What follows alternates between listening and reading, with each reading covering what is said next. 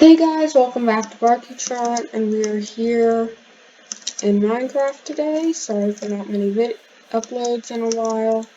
And in this episode, we're going to be taking a look at reactors in Industrial Craft 2 mod.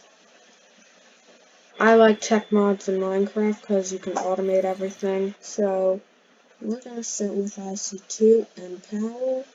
And I thought we would start with a nuclear reactor because it's the most fun. So let's get on with this. So let's take a look at this here. So firstly we have fuel rods. These are what is going to be making the power in your reactors. So there's two different types of fuel rods. You have NOx fuel rods and you have the normal uranium fuel rods. Now to make the normal uranium fuel rods, you are going to need a fluid solid canning machine. You're going to need the fuel rods. You just put an iron plate and a metal former on extruding and you get one of those.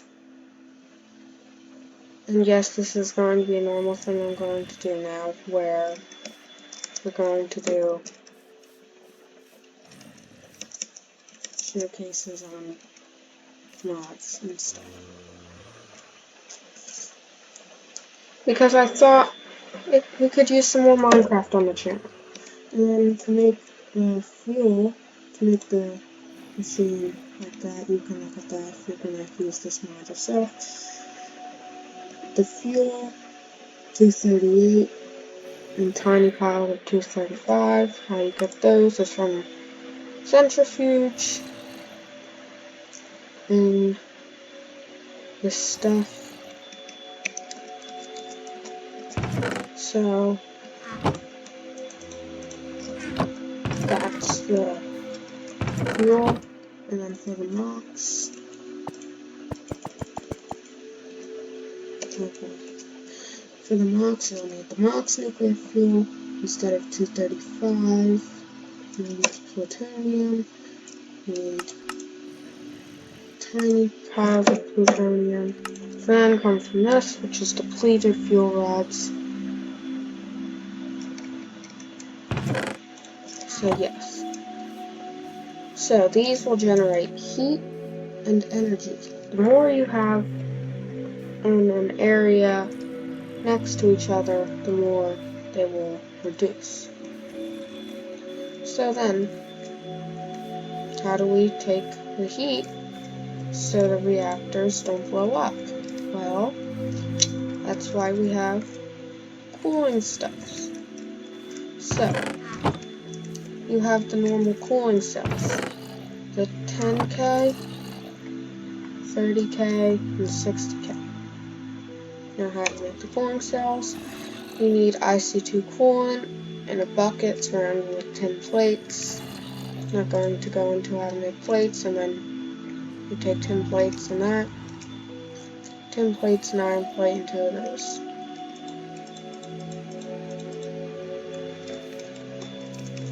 So that is how you make cooling cells. Now they will cool 10,000 heat, 30,000 heat, 60,000 heat. And we have condensators. So we have the RSH and the LZH. To make the RSH, you need redstone, a heat vent, and a heat exchanger. We'll get into those over there. To make the LZH, we will take 2 RSH, 4 redstone dust, a reactor heat vent. We'll get into that over there, a lapis block, and a reactor heat exchanger, which we'll look into over there. And then, with the condensator, with these, they'll just absorb the heat, then break. With the condensators, you can put these injectors on the sides of your reactors with condensators in, and you can put lapis and the you can use lapis and put it in the LCH, and redstone in the RSH, which is the same as these. and redstone will repair this one, and then this will repair that one. So basically, after they get down to a certain amount of heat, if this has power and thing, it will throw lapis and redstone in to make sure the reactor stays cool. Oh, and I forgot to mention something about the max fuel rods. With the max fuel rods, the higher your reactor core temperature is, the more energy they will produce. Uranium just always produces the same, so you want to keep it as cool as you can. And then you have vents. Heat vents here. Now what do these things do? Well, instead of absorbing the heat, what these do, they will push it out of the reactor. So they will absorb the heat around them and ventilate it out of the reactor. So we have the normal heat vent, the advanced heat vent, reactor heat vent, overclocked heat vent, and component heat vent. Now, the most basic one is the heat vent. To make that, you'll need iron bars, iron plates, electric motor, tin item casings, iron ingot, copper coils. And to make the advanced, you'll need a diamond, 2 heat vents, and iron bars. These two will not pull from the core temperature of the reactor. They will just take from around them and push it out. The reactor heat vent will. So to make that, you'll need to surround the normal one with copper, and it will just take the core. It'll take temperature out of the core and put it into the air. So that's a good way to keep your core temperature down if it's going up. Just put a few of those in. And then the overclocked will take from the core. You just need some gold plates around the reactor. The overclocked will it will take from the core and surroundings. This will just take from the core, I'm pretty sure. I think so. I think that's how that works. But this will take in more heat than it can put out, so you gotta make sure that these will be cool enough.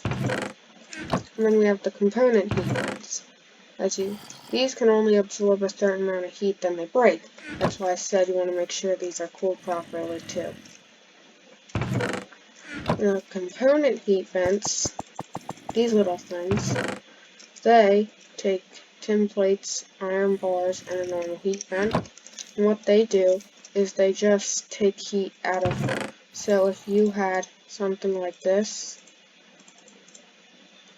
and one of these in, it will take heat out of these to keep them cooler so they won't break as much. Then we have heat exchangers.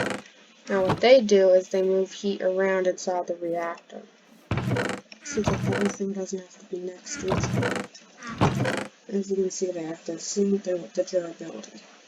It's how much heat they can have inside. So first we have the normal heat exchanger, which will not pull out from the hole.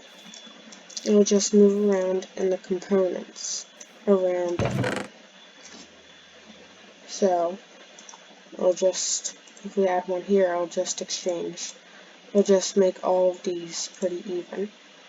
Then we have the advanced, which will exchange faster and also has a higher durability. Takes 2 normal heat exchangers, lapis lazuli plates, which you have to compact with lapis lazuli, or actually compress lapis lazuli dust. Okay, 2 basic control, just 2 basic circuits of whatever type, a copper plate, and the metal. Then we have reactor heat rings, which is the same recipe as the reactor heat vent, and it will not exchange to parts around it. It won't exchange between the components. It'll just exchange for the whole. So you need exchangers to take the heat out of that into vents, and that'll cool your hole. help take stuff out of here, or you can just use these vents, or those vents. So, and then these are just a heat exchanger with gold plates. You don't have to use the reactor like you did with the vents. And these will just exchange with the components, not with the hull too, and they'll exchange relatively faster. So let's go ahead and take a look at some reactors. I have a few designs over on my other screen, so we'll be setting up some designs in here. And then over here, I've a safe and cheap starter reactor. This is the one I'm going to be building in a survival world. Survival series. I'm going to start a survival series with all of this stuff. So, be ready for that. Because I like tech in Minecraft and I feel like the channel needs more Minecraft, so I'm going to do that. So here's a safe and cheap starter reactor design. As you can see, we have quad fuel rods of uranium, a bunch of overclocked heat vents. These are to keep the overclocked heat vents cool, and then we have the exchangers moving it all around. So let's go ahead and turn it on. As you can see, outputting 320 EU per tick, with temperature staying at 0.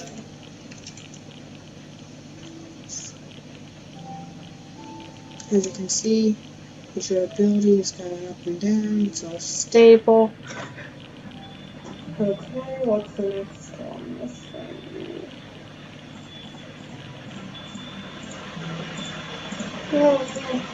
Okay. Okay, so here's a safe and cheap starter reactor. It's a relatively cheap. You don't need to replace any coolant, put in any lapis or anything like that. It'll just be good. So that's good. And just a bunch. This does take quite a bit of gold. But the main things that are good in reactors, I like to use component heat exchangers, component heat vents, and overclocked. And then you just fill them all in. And this configuration works, and it outputs 320 per tick. In total, if these were fully, you can see the durability goes down. In total, this reactor will make 64 million EU, which is a lot of EU. That's over an MFSU. I have an MFU, so that's only 4 million. Yes, 4 million. So it's a nice starter reactor. Very stable. You don't need to put in anything. So let's go ahead and make another design. So this design, we're going to use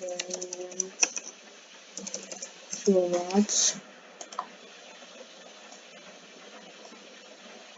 We're going to need, what was it again?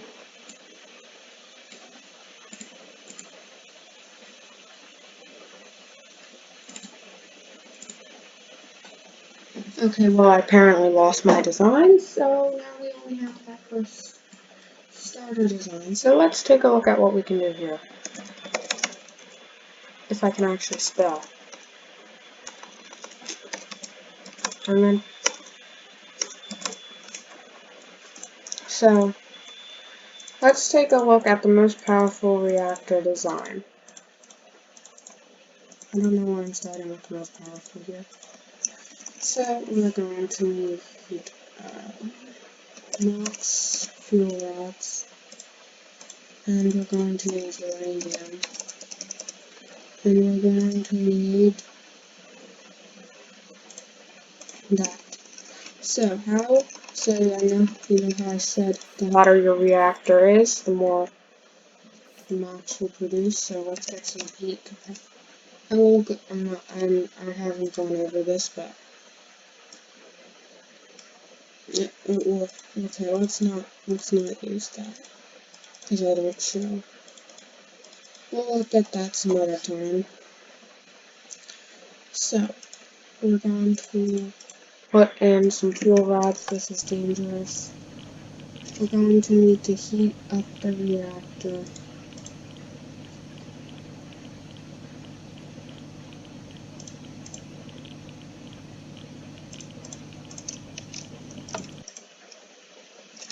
"60 degrees isn't probably good." Also, when you are dealing with these fuel rods, you're going to want to have a hazmat suit on. That is a scuba helmet, which is this recipe, a hazmat suit, which is this recipe, hazmat suit leggings, rubber boots. So you will need that. As you can see, if I take it off, I get radiation poisoning, which would kill you in survival mode. So we're going to need to turn up the temperature. And let's take a look at what this thing can do. That's one, two.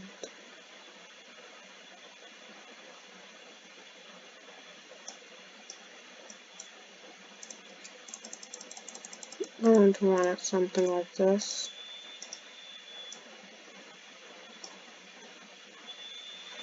Yes, like this. This is the most efficient.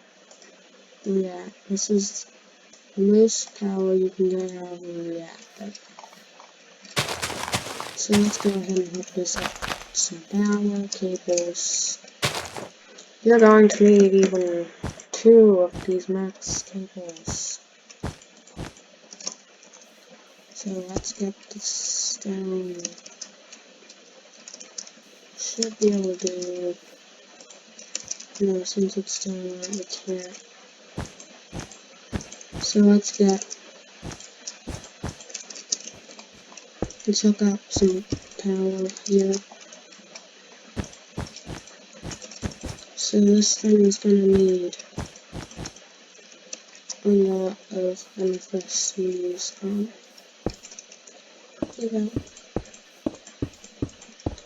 Probably about 8 you would need to get the max amount of power out of this thing. So let's switch it on. As you can see, we're outputting 13,000, almost 14,000 EU a tick. That's a lot of power. As you can see, all of these guys are filling up. So that's the most power you can get out of a reactor. So let's just hook up another one of these things because I'm lazy. You can also do this just with normal stuff. So if we just did this, we can also do this with uranium. Obviously, it doesn't matter what temperature uranium is at, it's going to make the same amount of power. So this will output 3,800. And then if we get the coolant injector, it'll just inject lactus into these. So you can do stuff like that. These are obviously very expensive designs. The smallest design you can do is this.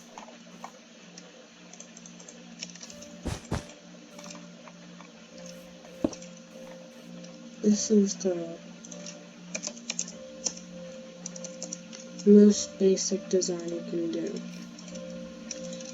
As you can see, more reactor chambers you put on the outside of the nuclear reactor. Okay, to craft a nuclear reactor, you need 4 dense lead plates. To make that, you need to compress 9 lead plates. To make And you'll need 3 reactor chambers, an advanced circuit, a generator, the basic generator, that.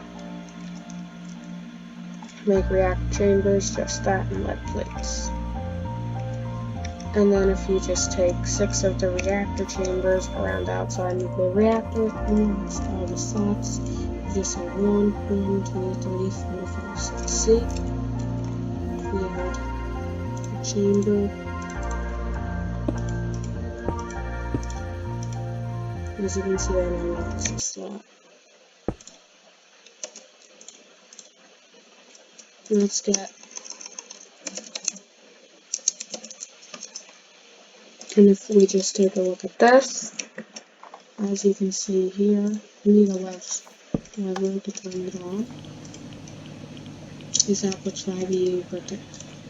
That's even less than the basic generator.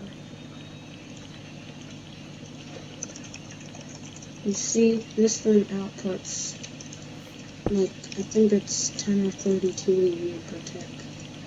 So this is even less. I mean, this will last 10 times longer than this, but that's the most basic reactor you can get. And you can add the chambers. So if we grab some fuel rods here, you can do a little something like this, and you can get vents. Let's try to design a reactor here on camera. It's probably not going to go very well.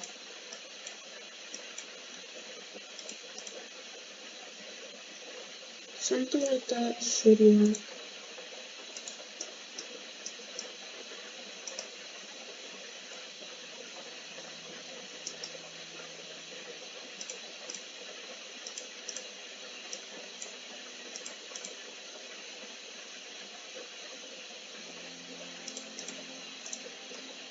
And then if we get exchanges, I can spell it. I'm typing really fast, if you can't tell. So here, let's see if this design will work. So you see, this should really be making, it's making 100, and this one made 5 with 1. That's 30. This should be 30, but it's 100. Because the more you have touching each other, or the higher, makes more EU and more heat. This one isn't happy. These two aren't happy. So yeah guys, that's how I use design nuclear reactors. Let's take a look at what happens if you blow up a nuclear reactor. So this is why you need cooling. Take a look at why you need cooling. This is why you need cooling. This is why you need cooling. The lag of all the items. This is why you need cooling. Or else your base is gonna look like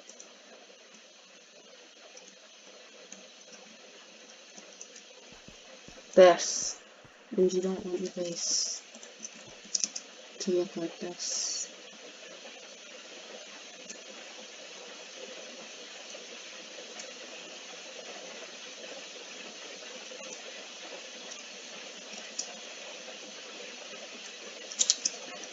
And I did not back up this rod, so now it is all destroyed forever. I probably should have made a backup before recording this, because I knew I was going to blow it up at the end.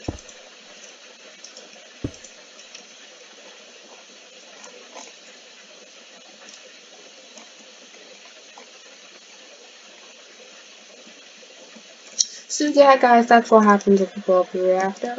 I hope you enjoyed. I will be making more tutorials and a series on this on Minecraft in the future survival with all the tech. So I hope you enjoyed, and I'll see all of you in the next one.